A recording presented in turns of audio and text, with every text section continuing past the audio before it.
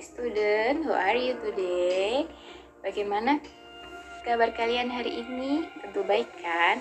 Nah, kita akan belajar tema 2, subtema 2, pembelajaran 1, bekerja sama mencapai tujuan.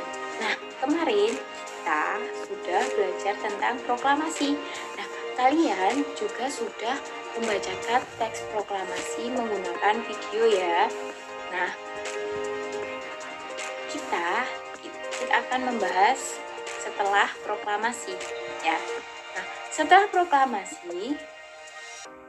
setelah proklamasi kemerdekaan Indonesia, tepatnya 17 Agustus 1945, seharusnya bangsa Indonesia telah merdeka dan terbebas dari segala penjajahan. Namun, kenyataannya tidak demikian ya.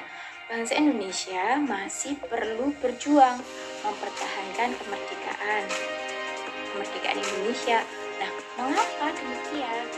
Kita akan bahas di bacaan ini. Ayo kita simak.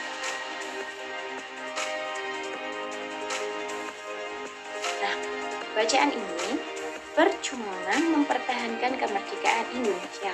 Setelah proklamasi kemerdekaan Indonesia 17 Agustus 1945, bangsa Indonesia ternyata masih terus berjuang mempertahankan kemerdekaan dari gangguan bangsa asing yang datang, seperti dari pemerintah Belanda.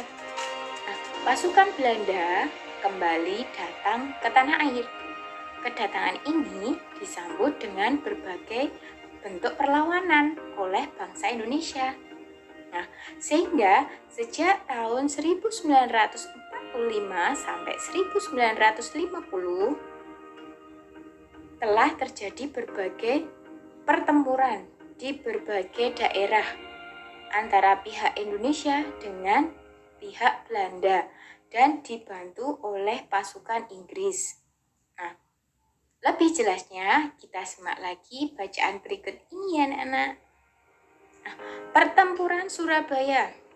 Pada tanggal 25 Oktober 1945, tentara sekutu yang dipimpin oleh Brigadir Jenderal Malabi atau biasa disebut dengan WS Malabi, tanggal 27 sampai 30 Oktober 1945 terjadi kontak senjata antara pasukan pemuda Indonesia dengan pasukan Inggris.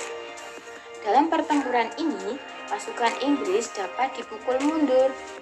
Bahkan, puncak dari pertempuran tersebut adalah terbunuhnya Brigadir Jenderal Malabi atau biasa disebut WS Malabi.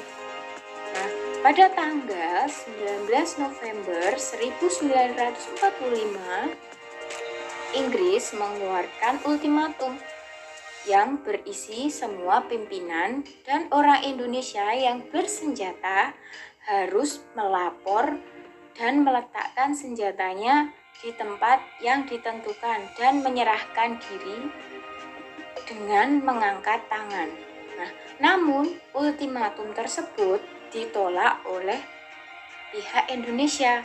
Nah, pada tanggal 10 November 1945 terjadi perlawanan yang sangat dahsyat. Pasukan Inggris menggempur Surabaya dan dari darat, laut, dan udara. Nah, peristiwa 10 November ini diperingati Hari Pahlawan ya anak-anak, yang biasa kalian setiap tanggal 10 November itu terjadi atau hari nasional yang disebut dengan Hari Pahlawan.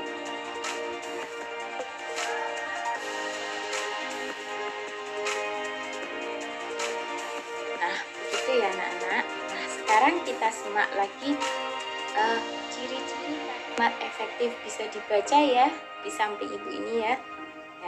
Kalimat efektif. Nah, kalimat Kalimat efektif adalah kalimat yang mengandung gagasan pembicaraan atau penulis yang terdiri atas kata-kata yang mempunyai unsur SPOK. Apa itu SPOK? Nah, S-nya itu subjek, P-nya itu predikat, dan O-nya itu objek, K-nya itu keterangan. Nah, keterangan itu bisa keterangan waktu, keterangan tempat, keterangan suasana ya. Nah, itu bisa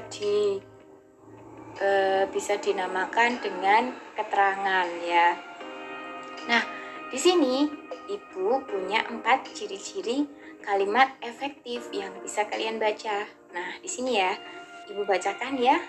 Nah, 1. Memiliki unsur penting atau pokok. Nah, yang disebut unsur penting atau pokok yaitu minimal subjek dan predikat.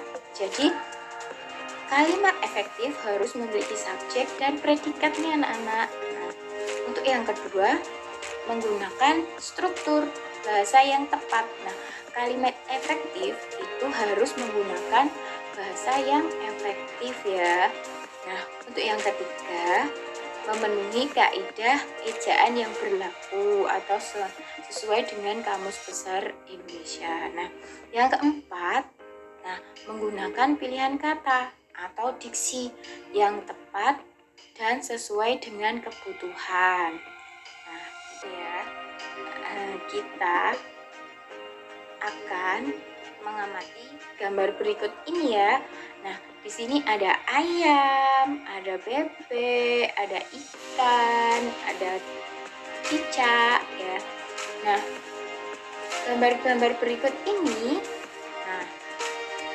ayam itu memiliki ciri-ciri bagaimana? Ciri-ciri habitatnya juga bagaimana? Ikan itu ciri-ciri hewan yang habitatnya bagaimana? Terus bebek itu ciri-cirinya bagaimana? Dan cicak itu ciri-ciri dan habitatnya bagaimana? Nah, bisa kalian tulis ya nanti. Nah, ini nanti kolom-kolom ini kalian isi. Jadi ayam ciri-cirinya itu yang bagaimana ya. Terus ikan itu ciri-cirinya bagaimana. Terus bebek itu ciri-cirinya bagaimana dan habitatnya di mana. Terus cicak itu ciri-cirinya bagaimana dan habitatnya di mana. Kalian tulis di buku kalian ya anak-anak. Nanti tugasnya dikirim ke Bu Guru. Ibu rasa cukup sekian pembelajaran Ibu kali ini. Terima kasih. See you. Thank you for the attention. Terima kasih anak-anak.